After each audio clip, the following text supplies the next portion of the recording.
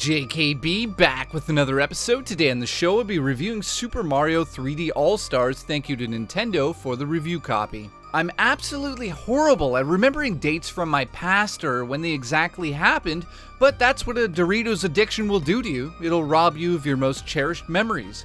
Most of you assume I'm 17 years old, but you'd be wrong. I was around for the most incredible jump from 2D Mario into a 3D world with Super Mario 64. The memory of seeing the 64 demo unit at Toys R Us is something that I'll never forget. Super Mario had taken this huge jump into a 3D world, and it wasn't just another game, it was a whole new experience. Having Mario 64 available to play on the Switch is basically a dream come true for all the hardcore fans out there. It's presented in its original aspect ratio of 4:3, and I'm assuming Nintendo made the decision because it wants to uphold the legacy of the game. Now, I'm not going to waste time reviewing Mario 64 in this review, which is a review for 3 games. I know that sounds ridiculous, but it's obviously must-play games. I will say, however, I've seen a bunch of videos online showing what appears to be glitches within this version of the game. Now, I'm no expert in the matter, but I thought I should at least bring it up that this is just a simple port. When it comes to these issues with the original release, I don't know how many of those carried over into this version or how many new errors are in this game. Now, I'm not making excuses for Nintendo here. I'm just saying we're in the middle of a pandemic and this game was originally supposed to come out at a different time. Did they have enough time to finish it? I don't know what's going on. Will there be an update that fixes the issues? Maybe. These issues I speak of are very simple things like falling in walls or enemies just acting a little weird here and there. It's not going to break the experience of Mario 64, but I did want to bring those up.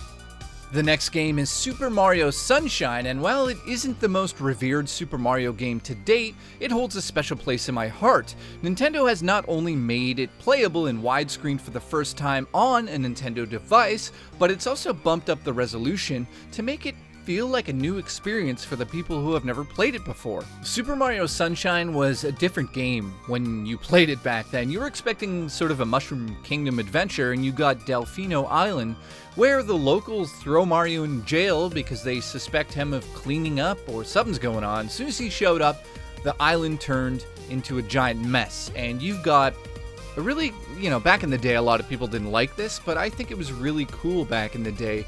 You've got something on your back called Flood, and it is essentially a water pump that lets you glide across the ground by shooting water out of the bottom, or you can shoot the water itself to stun enemies and attack enemies. Now, this back in the day wasn't a big deal. A lot of people were like, well, that's okay. I mean, what else is there to it? It's just a Mario game. But playing it now, it's a lot of fun. There's a lot to do, a lot to see, and I think you're going to like the game. I worked at EB Games when the game launched, and I remember a lot of people complaining that it wasn't exactly what they expected. I personally love the setting, and looking back now, it's a little rough around the edges, but it still holds that incredible charm that only Nintendo can put into their games. And I'll say once again, it's probably one of the most underrated Mario games to date. The last game in the collection is Super Mario Galaxy, and this is a prime example of Nintendo taking a simple idea and turning it into something absolutely enjoyable.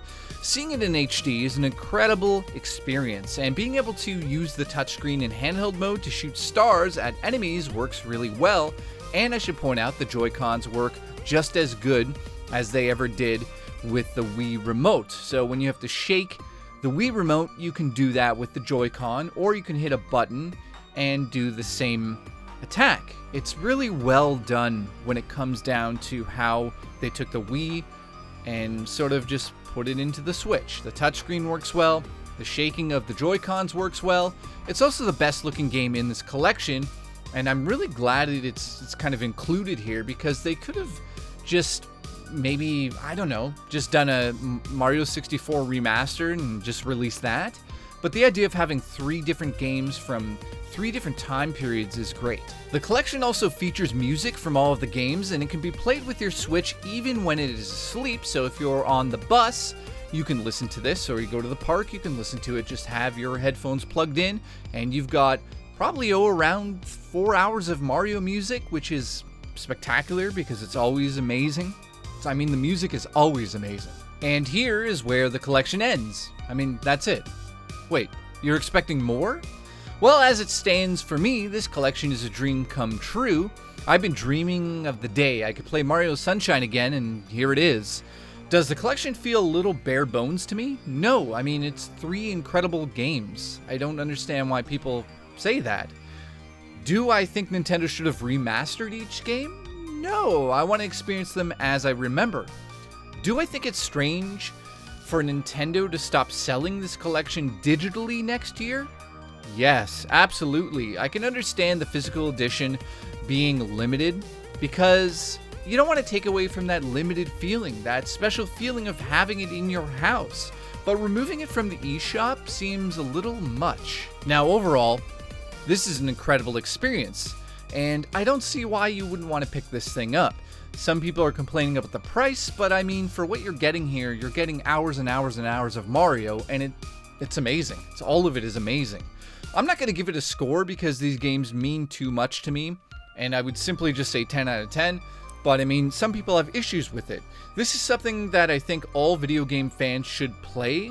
These games represent Nintendo at different stages of their legacy, and you definitely don't want to miss those stages. I don't think we'll see another collection like this for any of the other franchises from Nintendo because this all-star branding is known only for the Mario franchise. So I don't think we'll get a Legend of Zelda one for the anniversary next year, so don't hold hope for that. But know that Nintendo might see how much this is sold and maybe, just maybe, give us an HD collection of past Zelda games on the Switch. Wouldn't that be amazing?